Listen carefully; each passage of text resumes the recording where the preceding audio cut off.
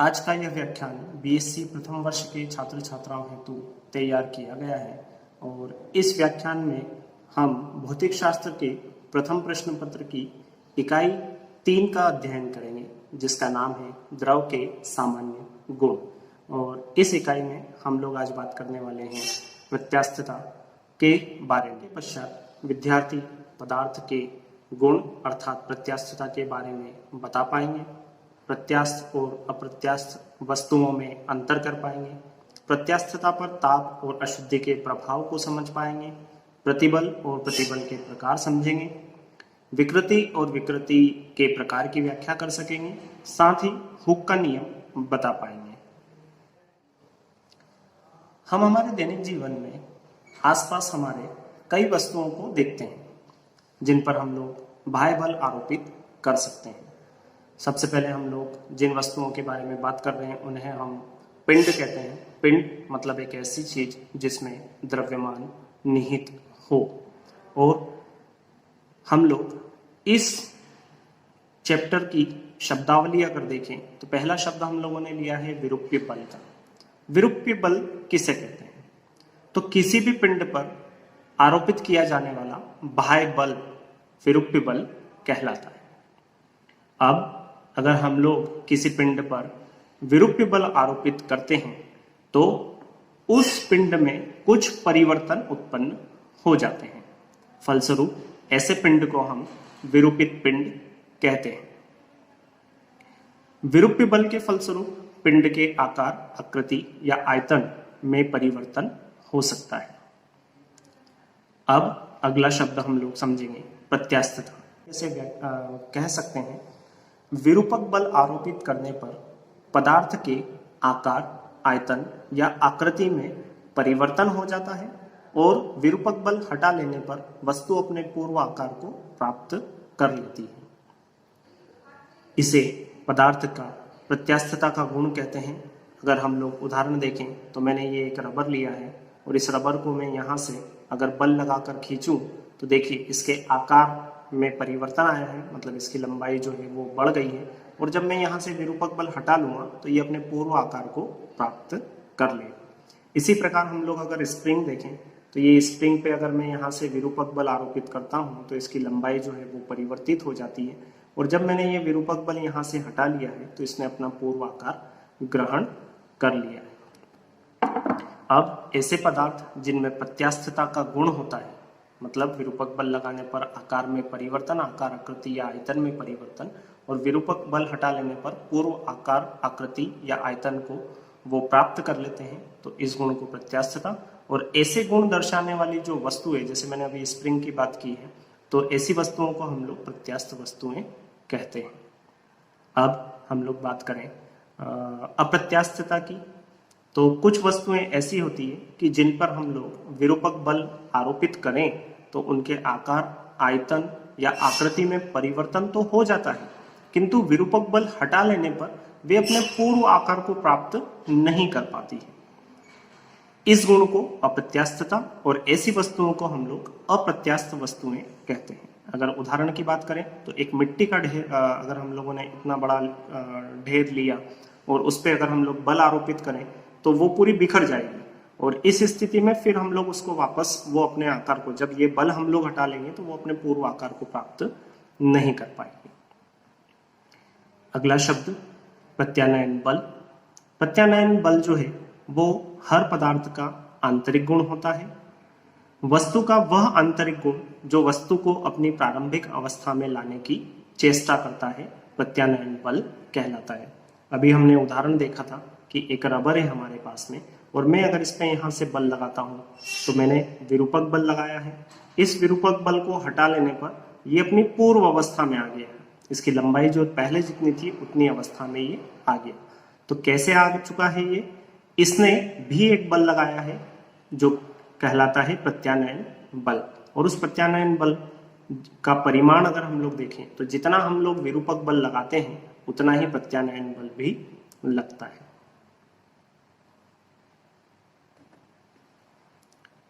चलिए अब बात करते हैं प्रत्यास्थता अगर किसी पदार्थ की है तो उस पर ताप और अशुद्धि का क्या प्रभाव पड़ता है। तो प्रायः देखा जाता है तो कि प्रत्यास्थ वस्तुओं का ताप बढ़ाने पर पदार्थ की प्रत्यास्थता घट जाती है।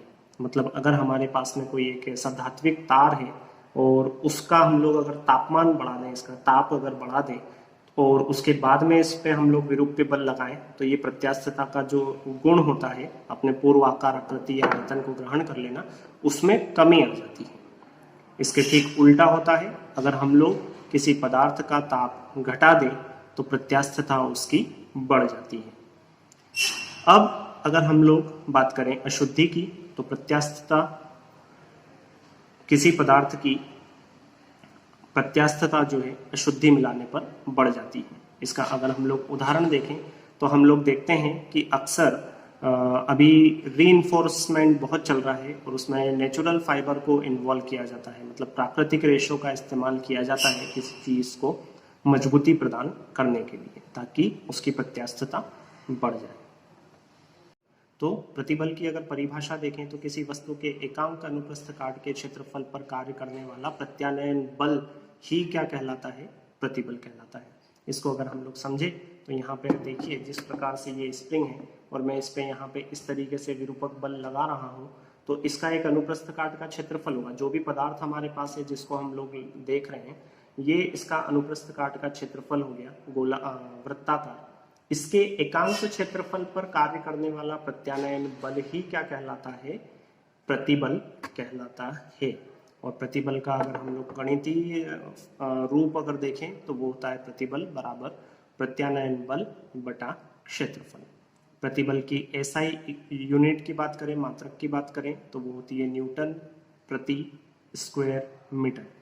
अब न्यूटन क्यों आया? क्योंकि प्रत्यानयन बल की इकाई जो है वो न्यूटन होगी और क्षेत्रफल की इकाई होती है वर्ग मीटर, स्क्वायर मीटर।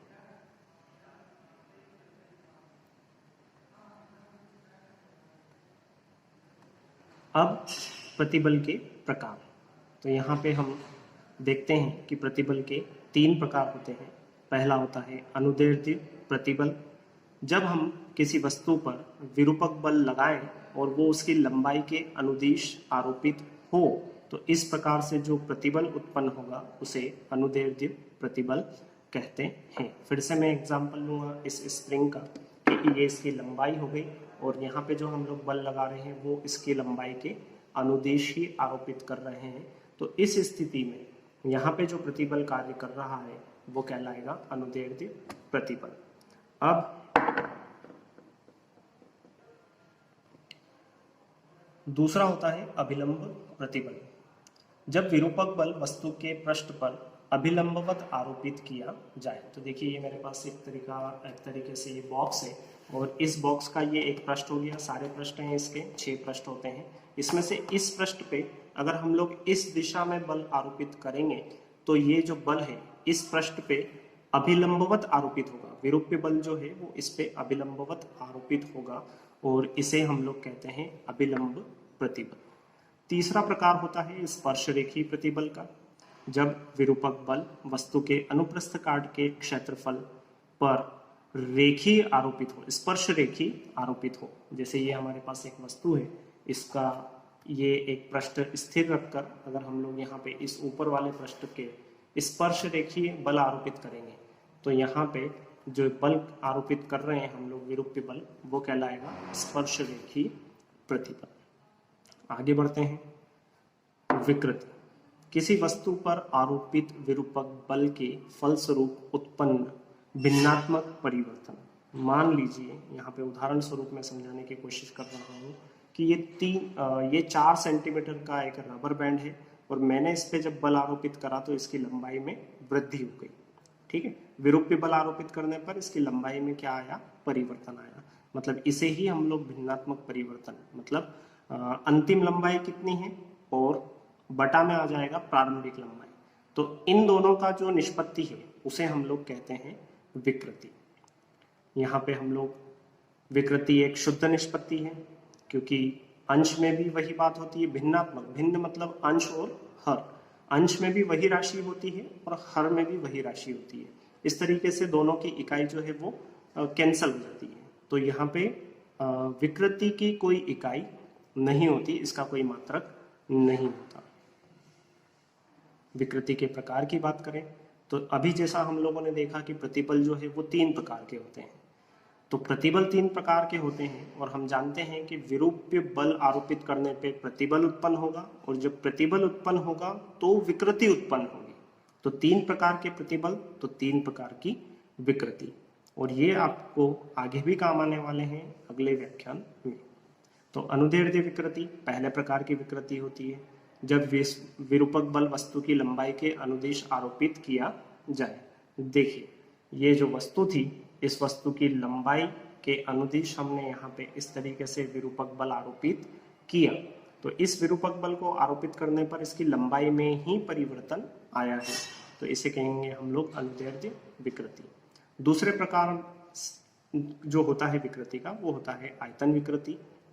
इसकी परिभाषा है, इसको हम लोग समझेंगे किस तरीके से, जब विरूपक बल वस्तु के पृष्ठ पर अभिलंबवत आरोपित किया जाए। तो ये हमारे पास एक वस्तु है, इसका 3 डायमेंशनल है इसलिए इसका एक आयतन होगा, और जब हम लोग यहाँ पे अभिलंब प्रतिबल या विरूप्य बल आरोपित करेंगे तो मान लीजिए कि ये वाला जो पृष्ठ है, ये पृष्ठ इस तरीके से अंदर मूव हो सकता है और यहाँ तक आ गया। तो देखिए पहले यहाँ से यहाँ तक का था आयतन, अब आयतन इतना हो गया, मतलब आयतन में क्या हुआ है, परिवर्तन। तो जब हम लोग किसी पृष्ठ पर अभिलंबवत प्रतिबल आरोपित करते हैं तो उसके आयतन में परिवर्तन हो जाता है और इसी को हम लोग कहते हैं आयतन विकृति।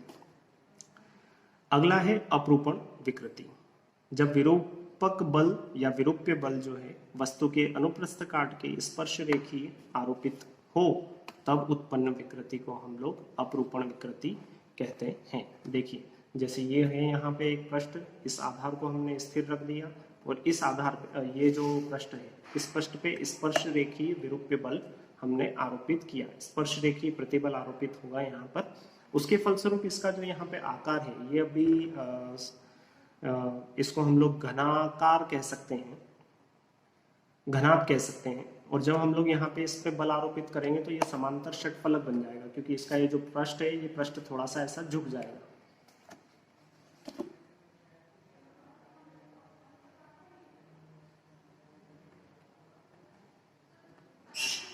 अब बात करते हैं हुक के नियम की। रॉबर्ट हुक नाम के वैज्ञानिक ने प्रत्यास्थ वस्तुओं पे किए अपने अध्ययन के आधार पर एक नियम प्रतिपादित किया जिसे हम लोग हुक का नियम कहते हैं। यहाँ ध्यान रखने वाली बात यह है कि हुक का नियम जो है वो प्रत्यास्थता की सीमा में ही कार्यरत होता है या लागू होता है। जैसे मैं आपको समझाऊं अब प्रत्यास्थता की सीमा क्या होती है। तो ये मेरे पास एक रबर बैंड है, मैं इसको बहुत ज़्यादा अगर खींचूंगा तो ये वापस अपने पूर्व आकार में नहीं आ पाएगा, क्योंकि इसकी लंबाई में कुछ वृद्धि हो जाएगी। मतलब हमको किसी भी वस्तु पर इतना बल आरोपित करना है कि जब हम लोग वो विरूपक बल हटा ले तो वस्तु अपने पूर्व आकार को प्राप्त कर ले, उसे ही हम लोग कहते हैं प्रत्यास्थता की सीमा में आरोपित किया गया बल। तो प्रत्यास्थता की सीमा हुक के नियम के अनुसार प्रत्यास्थता की सीमा में किसी वस्तु में उत्पन्न विकृति उस पर आरोपित प्रतिबल के अनुत्क्रमानुपाती होती है। यहाँ पे हुक का नियम जो है वो प्रतिबल और विकृति में एक संबंध स्थापित करता है और इसी संबंध के आधार पर हम लोग पदार्थों के प्रत्यास्थता गुणांक की व्याख्या कर सकते हैं। पदार्थ के प्रत्यास्थता गुणांक 3 प्रकार के होते हैं, क्योंकि 3 प्रकार का प्रतिबल 3 प्रकार की विकृति, तो पदार्थ के गुण जो प्रत्यास्थता गुणांक होंगे वो भी 3 प्रकार के होंगे। चलिए अभी तक हम लोगों ने जो पढ़ा है उसके आधार पर हम लोग यहाँ पे कुछ प्रश्नों के मैं उम्मीद करता हूँ कि आप उत्तर देने में सक्षम हो गए होंगे। तो पहला प्रश्न लिया है मैंने यहाँ पे, विरूप्य बल एक रिक्त स्थान बल है और आपके पास विकल्प है अ आंतरिक, ब बाह्य, स प्रत्यानयन, द इनमें से कोई नहीं। इसका सही जवाब है विरूप्य बल एक बाह्य बल होता है। प्रश्न क्रमांक 2, प्रत्यानयन बल पदार्थ का एक रिक्त स्थान गुण है और यहाँ पे विकल्प है हमारे पास में अ आंतरिक, ब बाह्य, स प्रत्यानयन और द इनमें से कोई नहीं।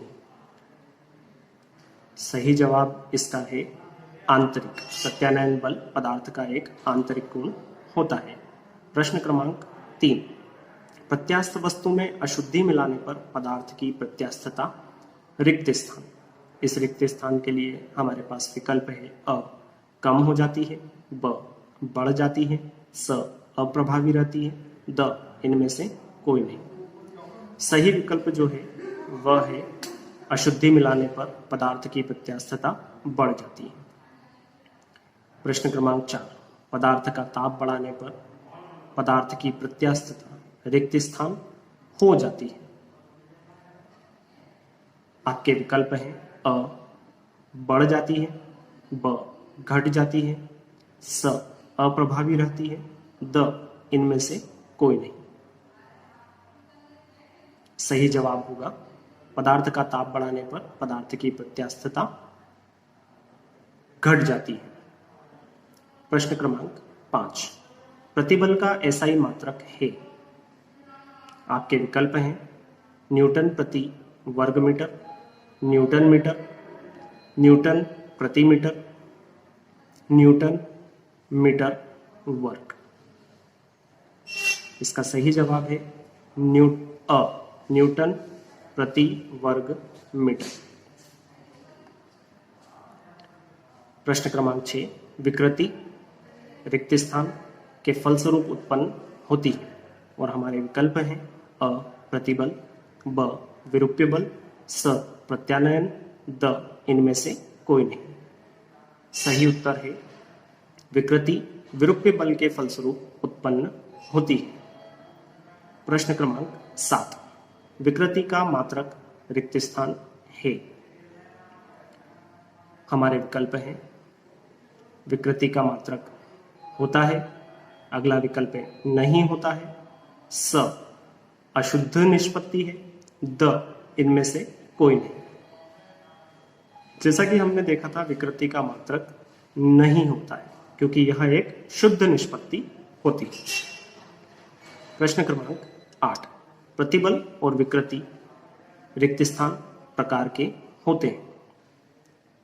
हमारे विकल्प है 2-2, दूसरा ब विकल्प है 3-3, स विकल्प है 4-4, द विकल्प है कोई प्रकार नहीं होते। सही उत्तर है प्रतिबल और विकृति 3-3 प्रकार के होते हैं। प्रश्न क्रमांक 9, हुक का नियम लागू होता है। हमारे विकल्प हैं प्रत्यास्थता की सीमा में, अप्रत्यास्थ वस्तुओं हेतु, प्रत्येक परिस्थिति में, द इनमें से कोई नहीं। हुक का नियम लागू होता है प्रत्यास्थता की सीमा। सही विकल्प है अ। प्रश्न क्रमांक 10, कौन अधिक प्रत्यास्थ है। पदार्थ है हमारे पास 2, रबर या स्टील। हमारे विकल्प है अ रबर, ब स्टील, स दोनों समान है और द इनमें से कोई नहीं। सही जवाब है स्टील। स्टील अधिक प्रत्यास्थ होता है।